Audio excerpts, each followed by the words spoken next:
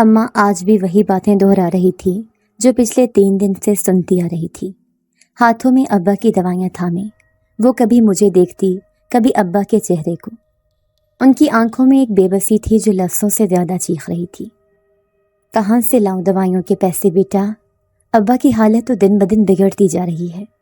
میں اماں کو تسلی دیتی رہی، جیسے ہر بار دیتی ہوں۔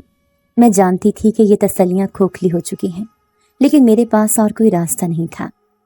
اماں، تو فکر نہ کر، نوید خان کا آدمی آیا تھا، کہہ رہا تھا کل سے کینو کے باغ میں کام شروع ہے۔ میں بھی کل سے کام پر جاؤں گی، جو پیسے ملیں گے ان سے ابا کی دوا آ جائے گی۔ اماں نے نم آنکھوں سے میری طرف دیکھا۔ پتر، تو جانتی ہے چودھری صاحبہ نے میری تنخواہ پچھلے 2 مہینے سے بند کی ہوئی ہے۔ پچھلے مہینے میں 2 دن کی چھٹی کیا لی، پورے مہینے کی تنخواہ کاٹ لی۔ گھر کیسے چلے گا؟ میں نے جواب نہیں دیا، بس چپ چاپ اپنے کمرے کی طرف چل دی۔ آنکھوں میں نمی تھی، لیکن میں اماں کے سامنے کمزور نہیں پڑنا چاہتی تھی۔ کمرے میں آ کر میں بیڈ کے کنارے بیٹھ گئی، آنکھیں بند کی تو ایک ہی منظر بار بار ابھرا۔ ابا نیم بے ہوش، پسینے سے شرابور، اماں کی تھکی ہوئی صورت اور خالی باورچی خانے کی الماریاں۔ میری آنکھوں کے سامنے سب کچھ گھومنے لگا۔ میرے دونوں بھائی مجھ سے بڑے تھے، ایک خالہ کے گھر بیاہا گیا اور دوسرا باہر کسی خاندان سے بیاہ کر لایا۔ بڑی بھابھی نے آتے ہی علیحدگی کی ضد شروع کر دی، کہنے لگی، تم لوگ میرے شوہر کے پیسوں پہ پل رہے ہو۔ چھوٹی نے بڑی کو دیکھا اور اپنا خرچہ الگ کر لیا۔ یوں دونوں بھائی اپنے اپنے گھر لے کر الگ ہو گئے، اور اماں ابا، وہ 2 بیٹوں کے ماں باپ ہو کر بھی تنہا رہ گئے۔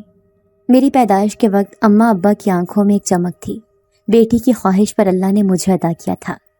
میں اپنے بڑے بھائی سے پورے 10 سال چھوٹی ہوں، شاید اسی لیے مجھے لگتا ہے کہ میں ان کے بڑھاپے کی لاٹھی ہوں، اس لیے میں انہیں کبھی مایوس نہیں کرنا چاہتی۔ اگلے دن فجر کی اذان کے بعد میری آنکھ کھلی، میں نے نماز پڑھی اور چپکے سے ابا کے کمرے میں جھانکا۔ وہ آج بھی اسی حالت میں تھے، نیم بے ہوش، آنکھیں بند، سانسوں میں رکاوٹ۔ اماں شاید روتے روتے سو گئی تھیں، ان کی آنکھوں کے نیچے سیاہ حلقے مزید گہرے ہو گئے تھے۔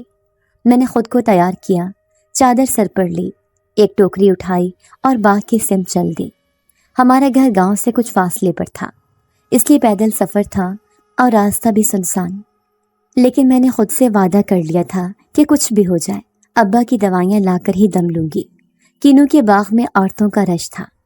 دوپہر ڈھلتے ہی خان صاحب آئے، سب کو اپنی محنت کے مطابق پیسے دیے۔ میرے پاس آئے تو بولے، کل اور بھی کینے اتارنے ہیں، آج تو بس شروعات ہے، پیسے کل دے دوں گا۔ میں نے اپنے آنسو ضبط کیے اور دھیرے سے بولی، میرے ابا بیمار ہیں، دوا کے بغیر نہیں بچیں گے، کچھ تو دے دیں خان صاحب۔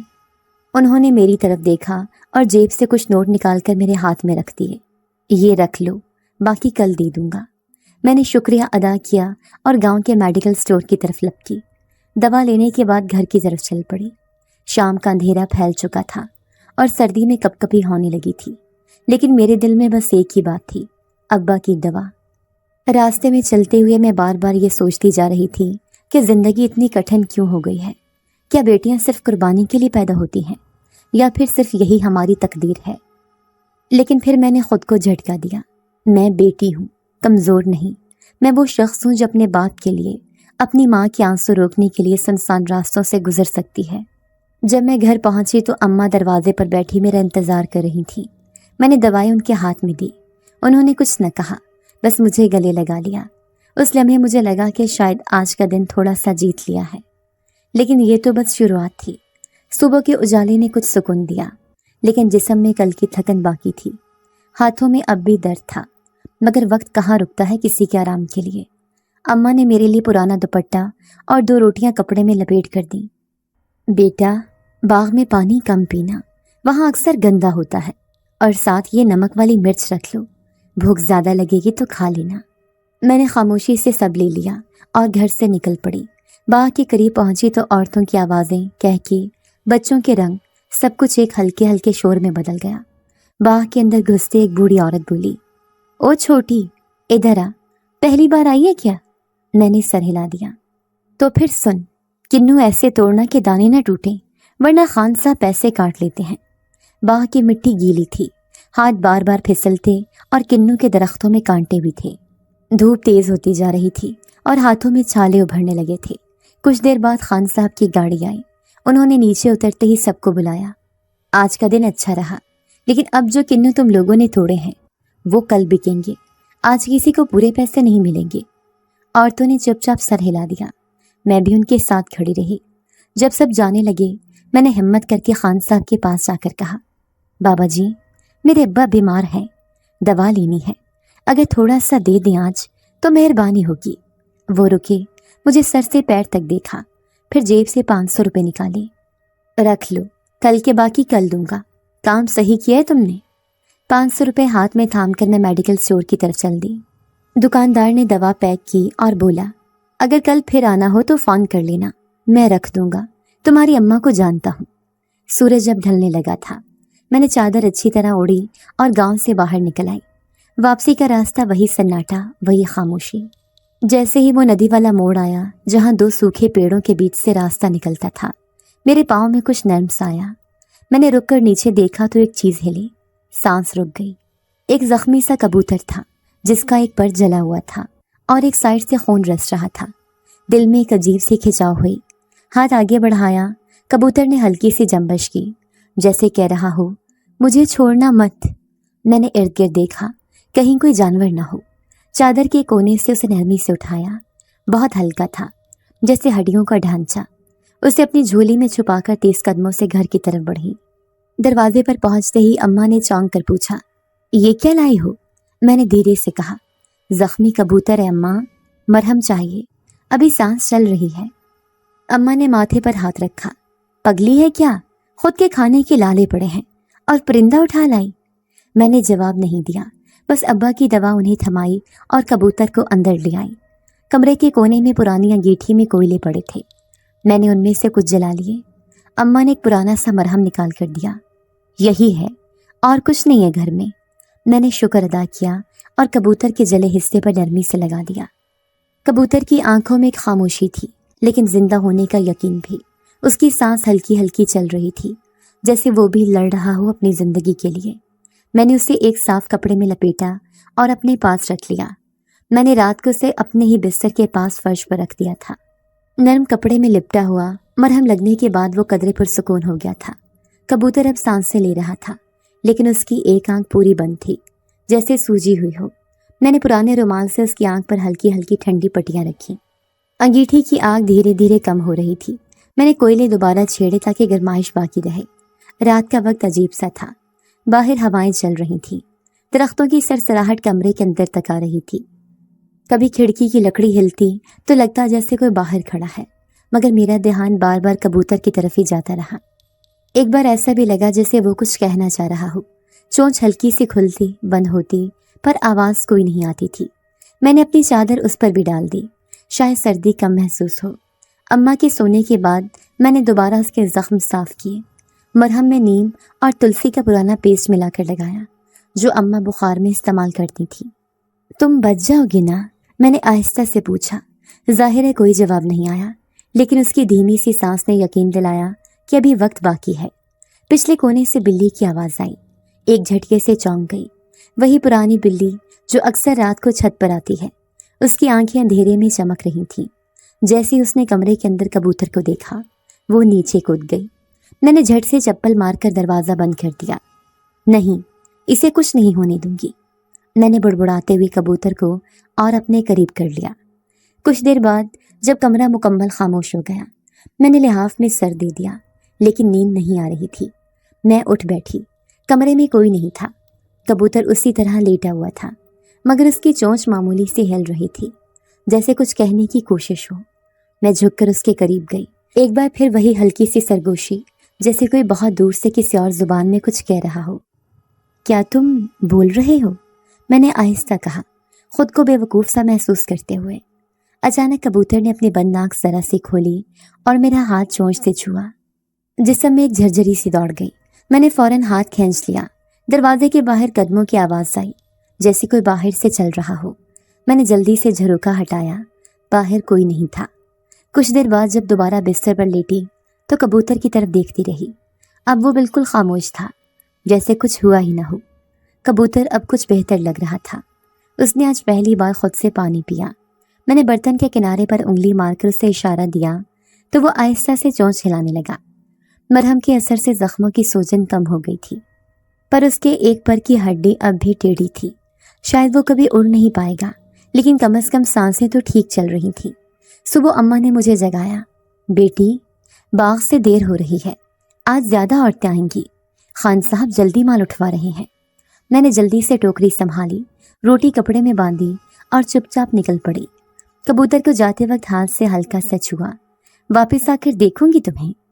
باغ میں آج ہجوم کچھ زیادہ تھا، آس پاس کی بستیوں سے بھی عورتیں آئی ہوئی تھیں۔ ایک نے آ کر مجھے کہا، سنا ہے خان صاحب نے کل جن کا ادھورے پیسے دیے تھے، آج پورا حساب دیں گے۔ میں نے سر ہلایا اور بغیر بات کے کام میں لگ گئی۔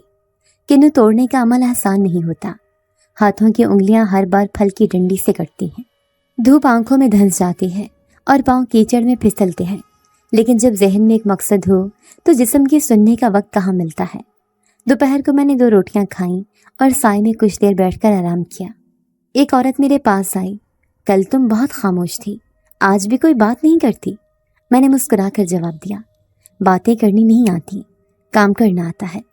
وہ ہنس دی اور بولی، ٹھیک ہے، کام ہی صحیح، بس دل کا بوجھ نہ بڑھا لینا۔ شام کو کام ختم ہوا۔ خان صاحب نے مجھے کل کا بقایا بھی دے دیا اور ساتھ کہا، کل سے تمہیں کٹائی کی جگہ گٹلیوں کی گنتی پر لگاؤں گا۔ وہاں کام ہلکا ہے، لیکن حساب رکھنا پڑے گا۔ میں نے اس بات میں سر ہلایا اور پیسے سنبھال لیے۔ واپسی پر دن کی روشنی مدھم ہو چکی تھی۔ میں نے اپنی چادر کندھے پر درست کی اور وہی پرانا راستہ اختیار کیا جو ندی کے کنارے سے ہو کر ہمارے کھیتوں کے پاس سے گزرتا ہے۔ سردی بڑھ رہی تھی اور ہوا تیز ہو گئی تھی۔ چلتے چلتے اچانک پیچھے کسی کے قدموں کی آواز آئی۔ میں رکی، لیکن آواز بھی رک گئی۔ دل کی دھڑکن تیز ہونے لگی۔ پھر دوبارہ قدموں کی چاپ۔ میں نے پلٹ کر دیکھا، کوئی نہیں تھا، خالی راستہ، جھاڑیاں ہلتی ہوئیں اور ہوا کی سرسراہٹ۔ میں نے چلنا تیز کیا، لیکن دل کے اندر ایک بے نام سا خوف بیٹھ گیا۔ اب آواز نہیں آ رہی تھی، لیکن ایسا لگ رہا تھا جیسے کسی کی نظریں میری پشت پر جمی ہوئی ہیں۔ نہر کے پل پر پہنچی تو اچانک سامنے کچھ حرکت ہوئی۔ دھند کے اندر سے ایک سیاہ سایہ نمودار ہوا، قد لمبا، چہرہ غیر واضح، صرف ایک دھندلا خاکہ۔ سانس جیسے رک گئی ہو۔ میں ساکت کھڑی رہ گئی۔ اسی لمحے ایک آواز گونجی، مدھم مگر کانوں میں گہرائی تک اترتی ہوئی، کبوتر واپس کرو۔ آواز ہوا میں گھل گئی، لیکن میرے کانوں سے چمٹ گئی۔ وہ سایہ جیسے تھوڑی دیر وہیں رکا، پھر ایک جھٹکے سے غائب ہو گیا۔ میری ٹانگیں کپ کپانے لگی، ہونٹ خشک، دل جیسے پسلیاں توڑنے لگا ہو۔ میں نے جلدی سے اپنے ہاتھ کی مٹھی بند کی اور دل میں آیت الکرسی پڑھنی شروع کی۔ تیز تیز قدموں سے دوڑی، سانس پھول گیا لیکن رکی نہیں۔ گھر کا دروازہ دیکھتے ہی جیسے جان میں جان آئی۔ دروازے پر اماں انتظار کر رہی تھیں۔ میرے چہرے کی حالت دیکھ کر فوراً بولی، کیا ہوا؟ کہاں رہ گئی تھی؟ کیوں اتنی ڈری ہوئی ہے؟ میں نے کوئی جواب نہ دیا، بس جلدی سے اندر گئی اور سیدھا کبوتر کے پاس پہنچی۔ وہ چرپائی کے نیچے ایک چھوٹے سے کپڑے پر بیٹھا تھا، آرام سے۔ مجھے دیکھ کر اس نے اپنی گردن اٹھائی، جیسے پہچان گیا ہو۔ میں زمین پر بیٹھ گئی، ہاتھ اس کی گرد رکھا اور آہستہ سے سر اس کے قریب لے گئی۔ تم کون ہو؟ میں نے خود سے کہا۔ آواز دل میں دبی ہوئی تھی، مگر سوال بڑا تھا۔ کبوتر اب بالکل نارمل لگ رہا تھا، زخم سوکھ چکے تھے، آنکھ کھلی ہوئی تھی اور پر ہلانے کی کوشش بھی کر رہا تھا، لیکن میرے دل میں وہ سایہ، وہ آواز، وہ پل، کچھ بھی نارمل نہیں تھا۔ رات کو سونے سے پہلے اماں نے کہا، باغ کا کام تم پر بھاری پڑ رہا ہے، چہرہ بالکل زرد ہو گیا ہے۔ میں نے کہا، نہیں اماں، بس تھکن ہے۔ مگر سچ تو یہ تھا کہ میری تھکن اب جسم کی نہیں رہی تھی، وہ ایک عجیب الجھن میں بدل چکی تھی جو میرے دل اور دماغ میں رہنے لگی تھی۔ صبح کی روشنی میں جب کمرے کی کھڑکی سے دھوپ اندر آئی، کبوتر اپنی جگہ سے ہلا۔ اس نے پر ہلایا، گردن کو دائیں بائیں موڑا، پھر چونچ سے اپنے پر صاف کرنے لگا۔ میں ایک طرف کھڑی سے دیکھ رہی تھی۔ زخم مکمل سوکھ چکے تھے، مرہم کا اثر کامیاب رہا تھا اور اب وہ پہلے سے کہیں زیادہ متحرک نظر آ رہا تھا۔ چند لمحے میں وہ برآمدے کے کنارے آ گیا اور وہاں بیٹھ کر باہر دیکھنے لگا۔ میں نے اس کے سامنے پانی کا چھوٹا برتن رکھا، تھوڑے سے دانے رکھے جنہیں وہ جلدی سے چونچ میں لینے لگا۔ شاید اب اسے میری ضرورت نہیں رہی تھی، شاید اب وہ اڑنے کے لیے تیار تھا۔ میں نے زمین پر بیٹھتے ہوئے آہستہ سے کہا، اب تم آزاد ہو، ठीक हो चुके हो, तुम्हें रोकने का कोई हक नहीं बनता मेरा। कबूतर ने पलटकर मेरी तरफ देखा। एक अजीब सा लम्हा था। उसकी आंखों में चमक थी, जैसे सुनने और समझने की सलाहियत हो। मैंने हल्के से मुस्कुरा कर कहा, जाओ, अब तुम आज़ाद हो। और जैसे ही मैंने हाथ बढ़ाकर खिड़की खोली, वो अचानक सीधा मेरे सामने आकर रुक गया। अगले ही लम्हे वो मंजर जो मेरी जिंदगी का रुख बदलने वाला था आंखों के सामने आया। कबूतर की जिस्मानी साख धुंधली होने लगी, जैसे किसी ने उस पर पानी के रंग डाल दिए हों। वो होले होले रोशनी में तब्दील हो रहा था। मैं साकत हो गई। मेरे हाथ हवा में मुअल्लक रह गए। चंद लम्हों में वो परिंदा एक नौजवान की शक्ल इख्तियार कर चुका था। कद लंबा, लिबास सादा लेकिन गैर मामूली, आंखों में कई रंगों की झलक और चेहरे पर ऐसा सुकून जैसे सदियों की खामोशी हो। मैं दम बखुद खड़ी रही, जुबान जैसे बंद हो चुकी थी। कौन हो तुम? मेरी आवाज़ धीमी थी लेकिन होंठों से बेकाबू निकली। वो नौजवान मेरी तरफ देखकर खामोश रहा, फिर एक कदम पीछे हटा। मैं तुम्हें नुकसान पहुंचाने नहीं आया, बल्कि शायद तुमने मुझे जिंदगी दी है।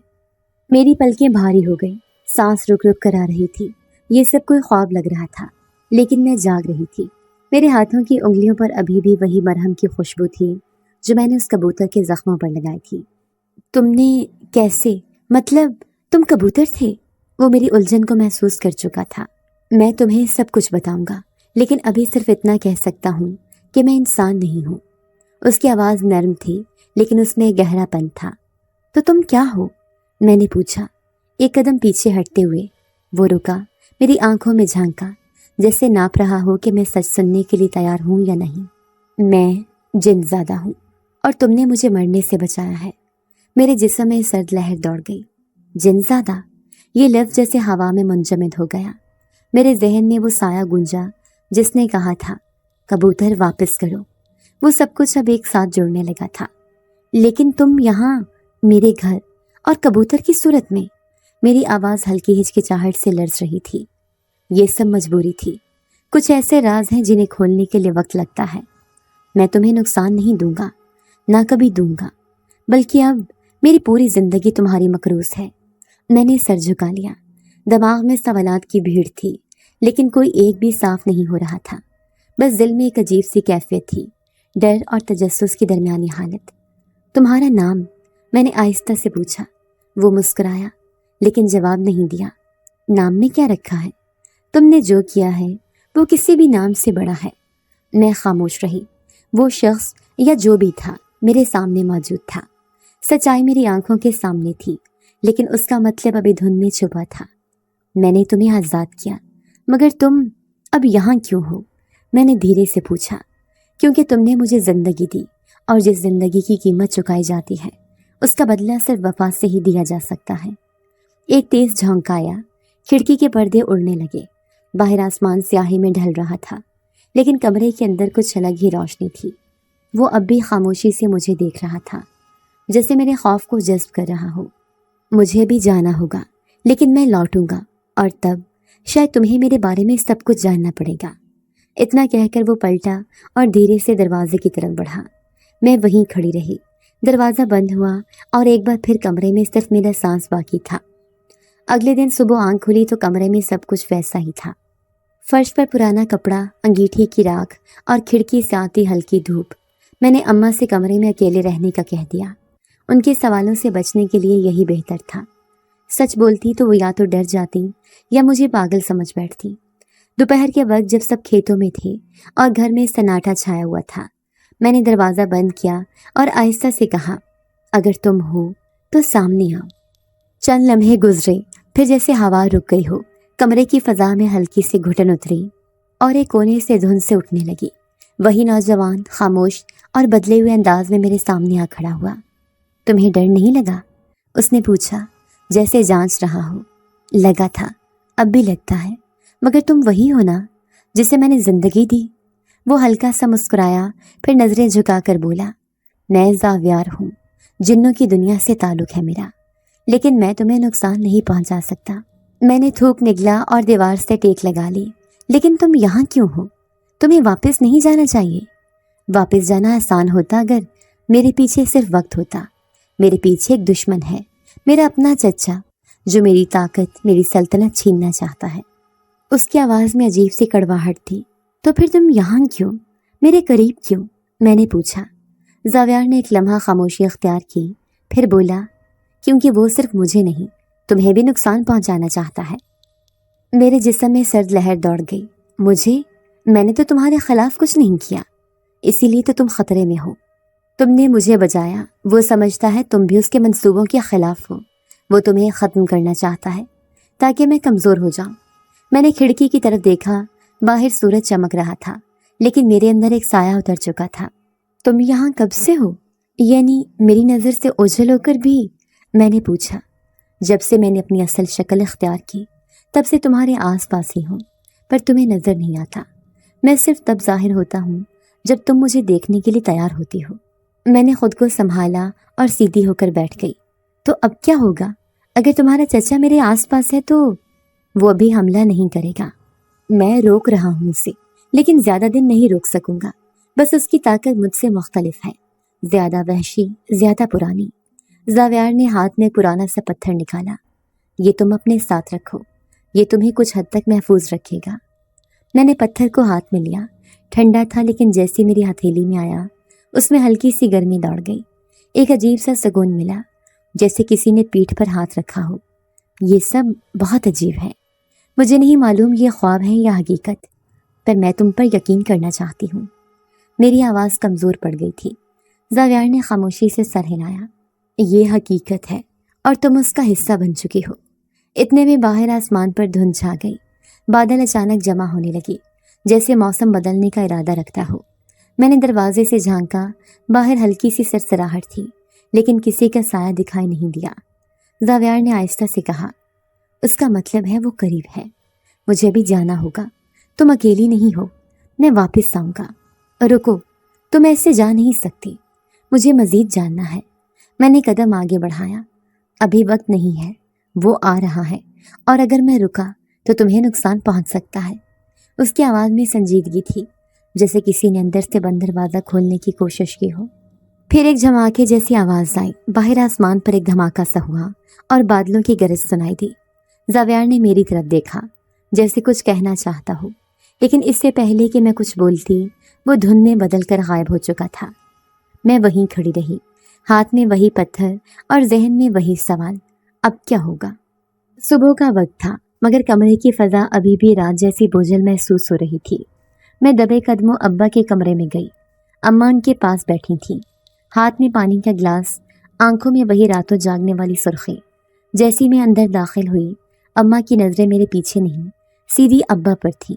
بیٹا دیکھ، تیرے ابا نے آنکھ کھولی ہے۔ اماں کی آواز میں حیرت تھی اور ساتھ ایک دبکی ہوئی امید۔ میں جلدی سے ابا کے قریب پہنچی۔ ان کی آنکھیں آہستہ آہستہ کھلی تھیں، چہرے پر کمزوری تھی، لیکن اب وہ بے ہوش نہیں تھے۔ بیٹا پانی پلاؤ مجھے۔ ان کی آواز ہلکی تھی، مگر میرے لیے کسی معجزے سے کم نہیں۔ میں نے اماں سے پانی کا گلاس لیا اور احتیاط سے ابا کو تھوڑا سا پانی پلایا۔ ان کے ہاتھوں میں ہلکی سی جنبش آئی۔ اماں کے چہرے پر برسوں بعد وہ خوشی ابھری تھی جو صرف اولاد کے جینے کی خبر پر ہی آتی ہے۔ اللہ کا شکر ہے، تو نے سنا؟ تیرا ابا ہوش میں آ گیا ہے، اماں نے سر پر دوپٹہ جماتے ہوئے کہا۔ میں نے ہاں میں سر ہلایا، لیکن میرے دل میں وہ خوف اب بھی کہیں موجود تھا۔ زاویار کی باتیں، اس کا چچا اور وہ سیاہ بادل، کچھ بھی ختم نہیں ہوا تھا، بس لمحے بھر کو دب گیا تھا۔ دوپہر تک ابا نے تھوڑا سا شوربہ بھی پیا۔ میں نے ساری دوائیاں ترتیب سے دیوار پر لٹکی تھیلی میں رکھ دی تھیں تاکہ کچھ بھی رہ نہ جائے۔ اماں اب قدرے پرسکون نظر آ رہی تھیں، لیکن میں جانتی تھی کہ وہ سب کچھ نہیں جانتی۔ میں نے اماں سے کہا، میں تھوڑی دیر کے لیے باہر جاتی ہوں، کچھ چیزیں لانی ہیں۔ اماں نے چونک کر پوچھا، بیٹا آج نہ جا، موسم کچھ عجیب لگ رہا ہے۔ میں نے ان کے ہاتھ تھام کر کہا، فکر نہ کریں، دور نہیں جا رہی، صرف گلی کے نکڑ تک۔ گھر کے باہر نکلی تو محسوس ہوا ہوا میں ایک عجیب سی نمی ہے، وہ نمی جو طوفان سے پہلے ہوا کرتی ہے۔ میرے قدم خود بخود اسی جگہ کی طرف مڑ گئے جہاں پہلی بار کبوتر ملا تھا، مگر وہاں سب خاموش تھا۔ درخت اپنی جگہ، مٹی گیلی، لیکن کچھ نیا نہیں۔ واپس آ کر میں نے کمرے کی کھڑکی کھولی۔ سورج ابھی پوری طرح چھپا نہیں تھا، لیکن بادلوں کا دائرہ تنگ ہوتا جا رہا تھا۔ میں نے ٹھنڈی سانس لی اور جیسے ہی پلٹی ایک ہلکی سی آہٹ نے مجھے دوبارہ کھڑکی کی طرف دیکھنے پر مجبور کیا۔ وہی کبوتر، وہی خاموش، ساکت اور گہری آنکھوں والا کھڑکی کے کنارے بیٹھا تھا، جیسے کسی کی اجازت کا انتظار کر رہا ہو۔ میرے ہاتھ میں پتھر کی گرمی ایک دم سے تیز ہو گئی، جیسے وہ کچھ محسوس کر رہا ہو۔ میں نے کھڑکی کے پاس جا کر آہستہ سے کہا، تم واپس آ گئے؟ کبوتر نے کوئی حرکت نہیں کی، صرف اپنی گردن ذرا سے میری طرف موڑی۔ میں لمحے بھر کو رک گئی، پھر دل میں ایک خیال آیا، کہیں یہ زاویار تو نہیں؟ مگر پھر ایک جھٹکا سا لگا، کیونکہ وہ پہلے نوجوان کی شکل میں آ چکا تھا، اور اب پھر سے کبوتر کیوں؟ یا شاید یہ کوئی اشارہ تھا، کچھ ایسا جو مجھے سمجھنے کے لیے دیا گیا ہو۔ میں نے کھڑکی آہستہ سے بند کر دی اور کبوتر کو وہاں بیٹھا چھوڑ دیا۔ کچھ لمحے بعد وہ اڑ چکا تھا، مگر اس کی موجودگی میرے دل میں ایک نیا سوال چھوڑ گئی۔ میں کمرے میں واپس آئی تو اماں چولہے پر کچھ پکا رہی تھیں اور ابا نیم دراز حالت میں خاموش لیٹے تھے۔ ان کی سانس اب ہموار تھی اور چہرے پر زندگی کی لہر آ چکی تھی۔ رات کو اماں نے مجھے کہا، بیٹی اللہ تیرا بھلا کرے، تو نہ ہوتی تو شاید کچھ اور ہو جاتا۔ میں نے جواب دیا، ابا کے لیے تو سب کچھ کر سکتی ہوں اماں۔ لیکن اس رات جب سب سو گئے، میں کھڑکی کے پاس بیٹھی رہی۔ آسمان پر بادل جمے ہوئے تھے، جیسے کوئی انتظار میں ہوں۔ میں نے تکیے کے نیچے سے زاویار کا دیا ہوا پتھر نکالا۔ وہ اب بھی گرم تھا، میرے دل میں اب بھی خوف باقی تھا، لیکن اس کے ساتھ ایک عجیب سا سکون بھی تھا، جیسے کوئی ہے جو مجھے دیکھ رہا ہے اور میرے ہر سوال کا جواب اس نے اپنے وقت پر دینا ہے۔ اور وہ وقت شاید اب زیادہ دور نہیں تھا۔ وہ کبوتر اگلی صبح کھڑکی پر دوبارہ نہیں آیا، لیکن مجھے ایسا لگا جیسے اس کی موجودگی اب کسی اور روپ میں میرے آس پاس ہے۔ ایک دن جب میں آٹے کا ڈبہ اٹھا رہی تھی تو وہ ڈھکن میرے ہاتھ سے پھسل گیا۔ میں نے جھک کر دیکھا تو وہ زمین پر گرنے سے پہلے ہی رک چکا تھا، جیسے کسی نے اسے تھام لیا ہو۔ میں ٹھٹک گئی، ایک لمحے کے لیے ارد گرد خاموشی چھا گئی۔ میں نے دبے الفاظ میں کہا، اگر تم ہو تو سامنے آ جاؤ۔ چند ثانیے بعد کمرے کے کونے میں ہلکی سی دھند ابھری اور وہ مانوس چہرہ ایک بار پھر میرے سامنے آ کھڑا ہوا۔ وہ اب بھی اسی وقار اور خاموشی کے ساتھ کھڑا تھا، جیسے کوئی گہری روشنی کا سایہ۔ زاویار، میں نے پہلی بار اس کا نام خود زبان سے پکارا۔ اس نے سر ہلایا۔ تم نے یاد رکھا؟ کیسے نہ رکھتی؟ جسے بچایا ہو اور جس نے بچانے والے کو خطرے سے آگاہ کیا ہو، اسے بھلا کیسے بھول سکتی ہوں؟ وہ چند قدم آگے بڑھا۔ میں ہر پل تمہارے ساتھ ہوتا ہوں، لیکن تمہیں نظر نہیں آتا۔ میری دنیا میں یہ عام بات ہے، مگر تمہاری دنیا میں اسے معجزہ کہا جاتا ہے۔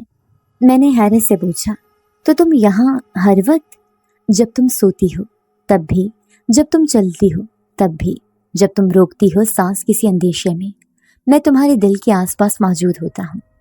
ایک لمحہ خاموشی میں ڈوبا، جس میں لفظوں کی ضرورت نہیں تھی۔ پر تم نے یہ سب کیوں چنا؟ تم آزاد ہو، اپنی دنیا میں لوٹ سکتی ہو۔ میں محافظ ہوں تمہارا۔ تم نے مجھے ایک نئی زندگی دی، اور میرے قبیلے کے قانون کے مطابق جس نے جان بچائی ہو اس کی حفاظت میری ذمہ داری ہے۔ میں نے اپنی چادر درست کی اور کہا، تمہارا انداز محافظوں جیسا کم، دوستوں جیسا زیادہ لگتا ہے۔ اس کے لبوں پر ہلکی سی مسکراہٹ آئی۔ وقت اور جذبہ دونوں ساتھ چلتے ہیں۔ کبھی کبھی محافظ دوست بن جاتے ہیں، اور کبھی دوست محافظ سے بھی بڑھ کر۔ زاویار کی موجودگی نے میرے دن بدل دیے تھے۔ کبھی میں پاؤں رکھتی اور پھسلنے سے بچ جاتی، کبھی اماں کی کوئی چیز گم ہوتی اور فوراً ہاتھ لگ جاتی، کبھی بازار جاتے ہوئے کسی خطرناک راستے پر قدم رکھنے سے پہلے دل میں عجیب سی کھنک سنائی دیتی جو مجھے روک دیتی۔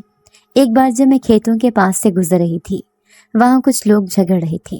ایک نے پتھر اٹھایا اور اس کا نشانہ غلطی سے میری طرف ہونے لگا، لیکن عین لمحے پر پتھر ایک طرف مڑ گیا، جیسے کسی نے ہوا میں جھپٹ کر اس کا رخ بدل دیا ہو۔ میں نے پلٹ کر دیکھا، وہاں کوئی نہیں تھا، لیکن دل میں ایک احساس ضرور جاگا، زاویار۔ کمرے میں جب رات کو میں تکیے پر سر رکھتی، تب یہ احساس ہوتا کہ وہ موجود ہے۔ ایک بار میں نے آہستہ سے کہا، کیا تم سوتے نہیں؟ اندھیرے میں دھند سا سایہ ابھرا۔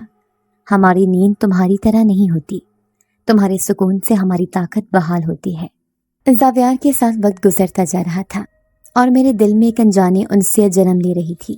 وہ نہ صرف میرا محافظ تھا، بلکہ میری خاموشی میں شریک، میری تنہائی میں دوست، اور میری بے بسی میں ڈھال بن چکا تھا۔ میں اکثر سوال کرتی، کیا یہ سب ایک دن ختم ہو جائے گا؟ اور وہ صرف اتنا کہتا، ہر چیز کا وقت ہوتا ہے، میں تب تک ساتھ ہوں جب تک تمہیں میری ضرورت ہے۔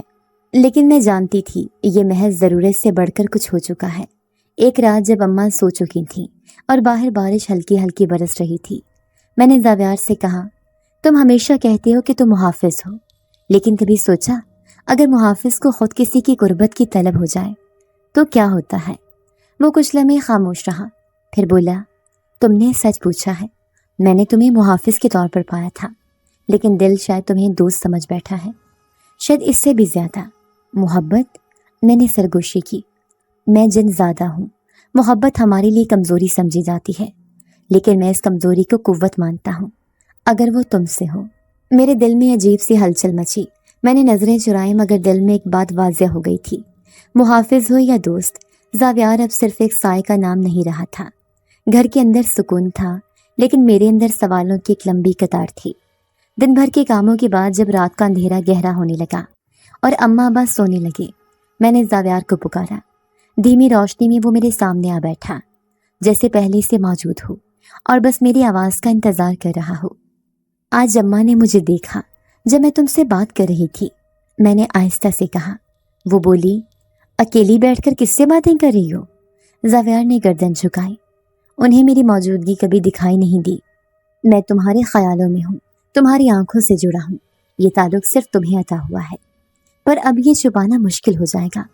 اماں بار بار سوال کرے گی، سچ اگر تم پہ بھاری نہ ہو تو چھپا لو، لیکن اگر بوجھ بننے لگے تو بتا دو۔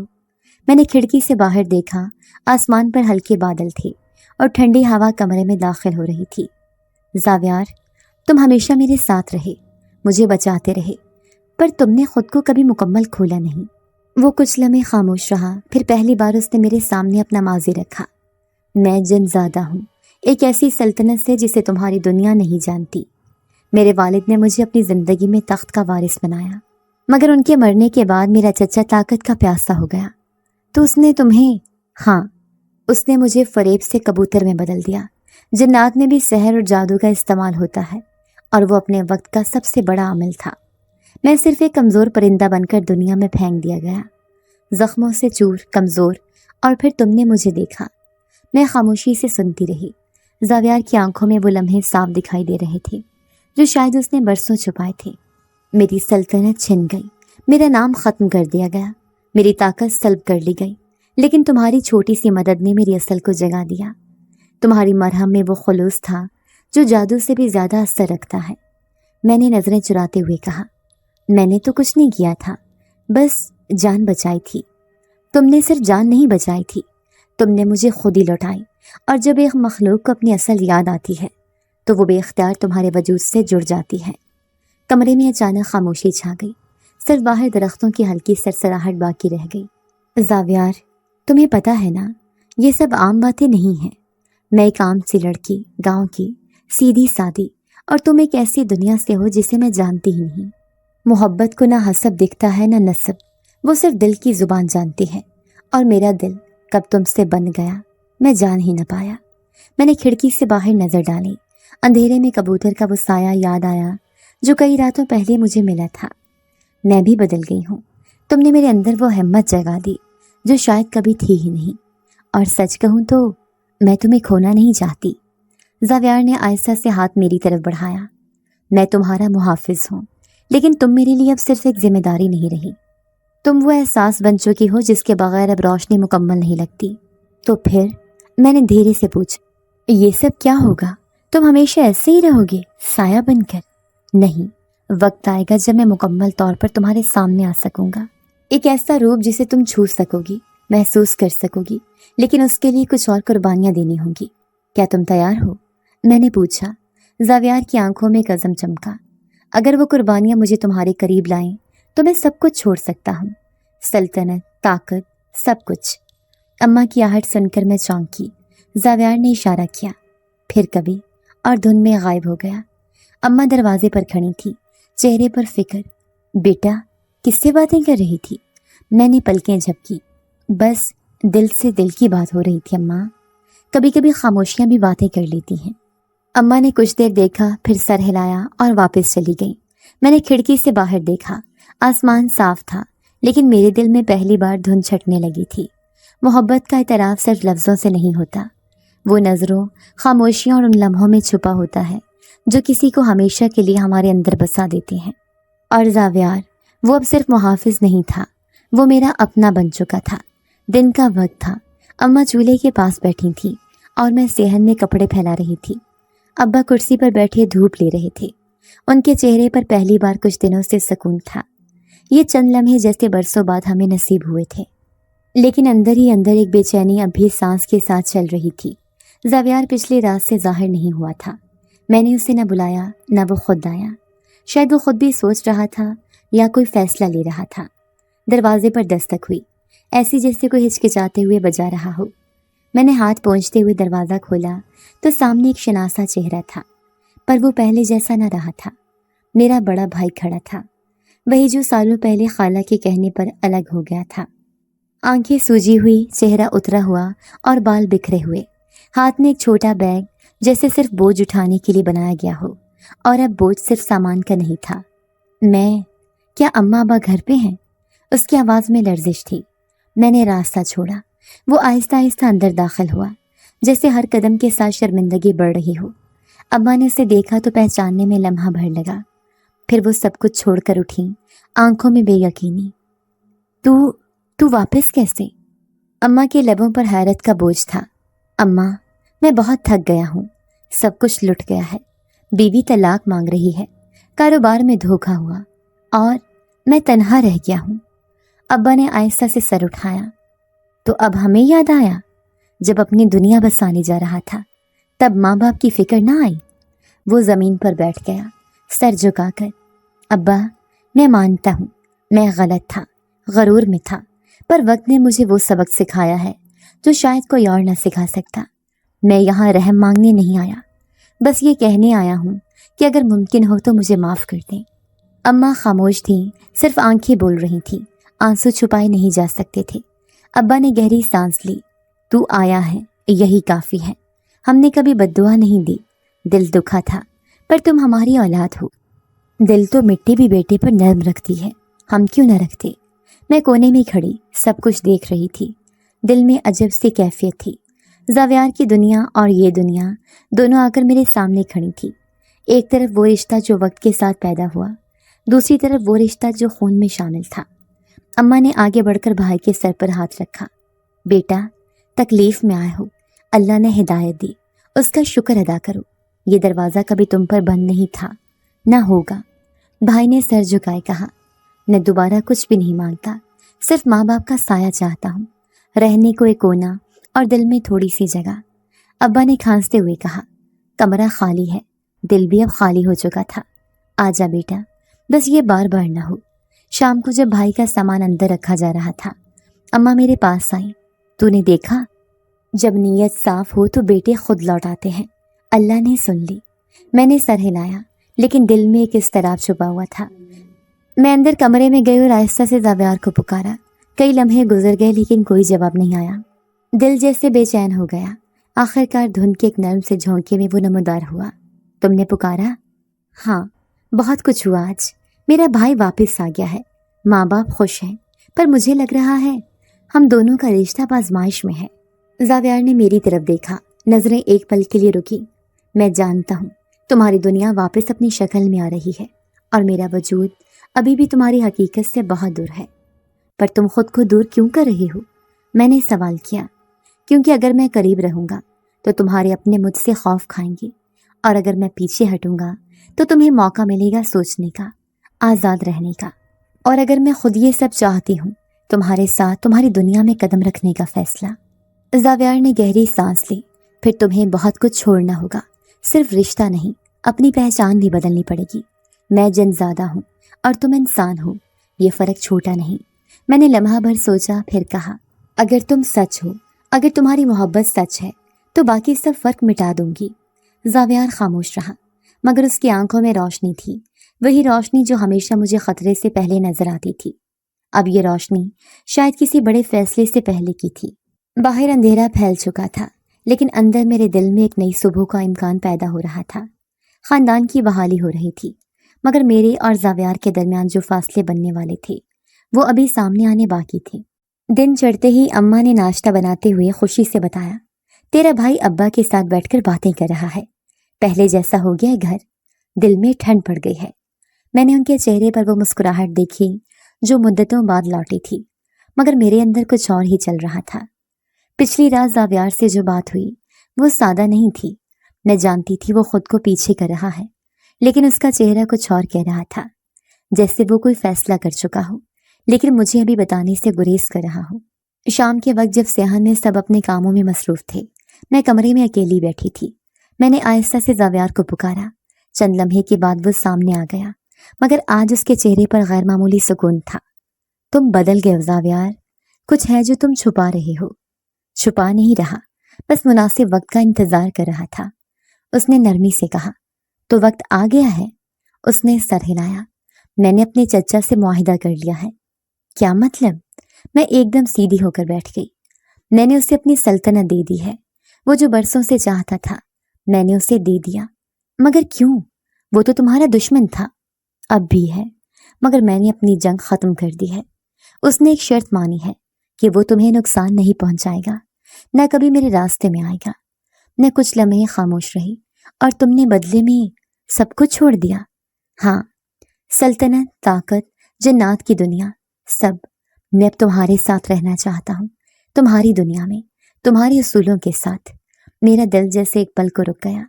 तुम वाकई इंसान बनने जा रहे हो। मैंने फैसला कर लिया है। ये सब कोई हल्की कीमत नहीं, लेकिन तुम्हारे साथ जिंदगी गुजारने की जो ख्वाहिश है वो सबसे बड़ी है। तो अब क्या होगा? जावियार ने कुछ लम्हे सोचा, फिर कहा, आज रात मैं तुम्हारे अम्मा अब्बा से रिश्ता मांगने आऊंगा, एक आम इंसान की तरह। क्या वो तुम्हें देख सकेंगे? हाँ, क्योंकि अब मैं वो नहीं रहा जो पहले था। तुम्हारी दुनिया में कदम रखने के लिए मैंने अपना रूप, अपनी शनाख्त और अपनी हैसियत सब छोड़ दी है। मैंने नजरें झुका ली। दिल जैसे भारी हो रहा था, लेकिन साथ ही एक सुकून भी फैल रहा था। रात को जब दस्तक हुई तो अब्बा ने दरवाजा खोला। सामने एक नौजवान खड़ा था, साफ लिबास, संजीदा चेहरा और आंखों में गहराई। अस्सलाम वालेकुम, मैं जावियार हूँ, आपकी बेटी से मिलने आया हूँ। अब्बा ने हैरत से मुझे देखा। मैंने खामोशी से सर हिलाया। अम्मा कुछ पीछे खड़ी थी। उन्होंने आहिस्ता से पूछा, यही है वो जिसके बारे में तू अक्सर चुपचाप सोचती रहती है? मैंने कहा, जी अम्मा, यही है वो। अब्बा ने जावियार को बैठने का कहा और हम सब सेहन में आ बैठे। जावियार ने साफ लफ्जों में बात शुरू की, मैं आपकी बेटी का रिश्ता मांगने आया हूँ। मैं कोई मामूली इंसान नहीं था, लेकिन अब जो कुछ हूँ वो सिर्फ और सिर्फ इसके लिए हूँ। मैंने सब कुछ छोड़ दिया है, सिर्फ एक नई जिंदगी के आगाज के लिए। अब्बा कुछ देर खामोश रहे, फिर पूछा, क्या तू इसके लिए दुनिया से अलग हो चुका है? जी, मुकम्मल तौर पर। अम्मा ने मेरी तरफ देखा, जैसे बरसों का सवाल आंखों में उतर आया हो। तो तू भी यही चाहती है? अम्मा, जो कभी हमारा नहीं था वो भी छोड़ा जा सकता है, लेकिन जो अपने होने का हक अदा कर दे उसे छोड़ना नाइंसाफी होगी। अब्बा ने सर झुकाया और आहिस्ता से कहा, तो फिर हमें क्या एतराज हो सकता है? बेटी की खुशी हमारे फैसले से बड़ी है। जावियार ने अदब से सर झुकाया। उस लम्हे मैंने उसकी आंखों में वो सुकून देखा जो शायद उसे बरसों बाद मिला था। वो इंसान बन चुका था। अब ना वो कबूतर था, न साया, ना कोई मुहाफिज। अब वो मेरा हमसफर था, एक हकीकी वजूद जिसने मेरे लिए अपनी पूरी दुनिया तर्क कर दी थी। ये सिर्फ रिश्ता नहीं था, ये एक दुनिया से दूसरी दुनिया का पुल था। और अब हम दोनों एक ही किनारे पर खड़े थे। निकाह की तकरीब सादा रखी गई। सेहन में एक पुरानी सफेद चादर तानी गई। चरपाइयाँ एक तरफ लगा दी गईं और मोहल्ले की चंद औरतों को बुलाया गया। अम्मा ने खुद अपने हाथों से मेरी चूड़ियां पहनवाईं और अब्बा ने वही पुराना साफ कुर्ता पहना जो उन्होंने हमेशा खुशी के मौके पर संभाल के रखा था। जावियार अब सिर्फ जावियार था, जिन ज्यादा नहीं, कबूतर नहीं, साया नहीं। उसकी आंखों में सुकून था, लेकिन उसके चेहरे पर थकन भी छुपी थी। मैं समझ सकती थी कि अपनी दुनिया को छोड़कर वो अब इस दुनिया के रंग में ढलने की कोशिश कर रहा था। ये तुम्हारी दुनिया है जावियार, अब तुम्हारे हर दिन में मामूल होगा। मुश्किलात होंगी, छोटी छोटी बातों पर बहसें, घर का हिसाब और जिंदगी की दौड़। क्या तुम तैयार हो? मैंने उससे एक रात पहले पूछा था। जब तुम साथ हो तो हर दिन का रंग खूबसूरत हो जाएगा। मुझे जादू की ताकत नहीं चाहिए, जब मोहब्बत जीने की ताकत बन जाए, उसने नरमी से कहा था। ہم نے اپنے لیے ایک چھوٹا سا کمرہ سنوارا۔ صحن کے بائیں طرف جہاں پہلے ابا کی پرانی کھلی چھپری تھی، وہیں ہم نے اینٹیں چن کر بانس کی چھت ڈال کر ایک نیا کمرہ بنایا۔ زاویار ہر روز خود ہاتھ سے کام کرتا، کبھی دیواریں پلستر کرتا، کبھی چھت پر پٹسن کی رسیاں باندھتا۔ وہ جناتی طاقتیں پیچھے چھوڑایا تھا، اب ہر کام انسانی ہاتھوں سے ہوتا تھا۔ کبھی خیال آتا ہے اپنی پرانی دنیا کا؟ میں نے ایک بار پوچھا جب وہ لکڑی کا دروازہ خود تراش رہا تھا۔ آتا ہے، لیکن تمہیں دیکھ کر سب دھندلا جاتا ہے۔ وہ ہنسا اور پھر بولا، سچ کہوں تو پہلی بار جانا کہ تھکن بھی خوشی دے سکتی ہے جب اس میں محبت شامل ہو۔ گاؤں میں لوگ حیران ضرور تھے، لیکن آہستہ آہستہ زاویار کو قبول کرنے لگے۔ وہ لوگوں کے کام آتا، کسی کے دروازے کی مرمت، کسی کے کنویں کی صفائی، اور کبھی بچوں کو پتنگ اڑانا سکھانا۔ اسے سب کچھ نیا لگتا تھا، لیکن وہ ہر دن سیکھتا تھا۔ ایک دن میں نے اسے پرانی لکڑیوں کے پاس بیٹھا دیکھا، نظریں کہیں دور تھیں۔ کیا سوچ رہے ہو؟ یہی کہ اگر میں کبھی واپس جانا چاہوں تو کیا تم اجازت دو گی؟ واپس؟ میرا دل ایک لمحے کو لرزا۔ نہیں، مطلب صرف ایک نظر، وہ جگہ جہاں میں پیدا ہوا، لیکن اب وہ سب خواب سا لگتا ہے۔ اگر کبھی جانا بھی چاہو تو میرے ساتھ جانا، کیونکہ تمہیں میں نے اسی لمحے کے لیے بچایا تھا جب تم کسی کا بننا چاہو۔ اس نے میرا ہاتھ تھام لیا۔ تب میں وعدہ کرتا ہوں کہ جہاں بھی جاؤں تمہارا ساتھ میری پہلی شرط ہوگی۔ زندگی نے آہستہ آہستہ ایک نیا رنگ پکڑا۔ میں اور زاویار دن میں کام کرتے، شام کو اماں ابا کے ساتھ بیٹھ کر چائے پیتے۔ راتوں میں ہم اپنے چھوٹے سے کمرے میں چھت کے سوراخوں سے آسمان کو تکتے اور گزرے لمحوں پر حیرت کرتے۔ زاویار اب اکثر مسکرا کر کہتا، یاد ہے تم نے کہا تھا تمہیں لگتا ہے یہ کبوتر صرف ایک پرندہ نہیں؟ ہاں، وہ میرے دل کا کہا تھا، وہ سچ نکلا، اور تمہارا یہ دل میرا گھر بن چکا ہے۔ میں کبھی سوچتی کہ اگر میں اس دن کبوتر کو نہ اٹھاتی، اگر زاویار کو مرہم نہ لگاتی، تو شاید یہ سب کبھی نہ ہوتا۔ میری زندگی ایک چھوٹے سے گاؤں کی بیٹی کے دائرے میں ہی گھومتی رہتی، لیکن اب میں اس دائرے سے باہر قدم رکھ چکی تھی۔ میں کسی کی وجہ بن چکی تھی، اور وہ میری۔